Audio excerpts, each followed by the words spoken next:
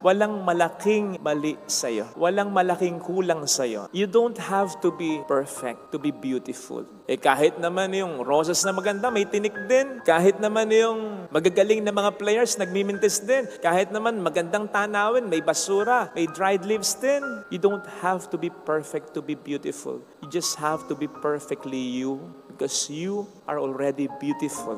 Yung mga kakulangan, kapintasan mo, bahagi yan ng kagandahan mo sapagkat minarapat ng Diyos na maging bahagi ito ng pagkatao. Again, no one is perfect. May mga kakulangan tayo. At yung kakulangan na yan, talagang dinesign ng Panginoon yan para kompletohin ka ng taong magmamahal sa iyo. Kung paanong kukompletohin mo rin ang kakulangan sa taong mamahalin mo. Pero hindi ibig sabihin, necessary dapat asawa mo. Tama namang iba yung pagmamahal ng isang asawa. Pero, kaya mo nasabi ang iba ang pagmamahal ng isang asawa, iba rin ang pagmamahal ng isang ina, ng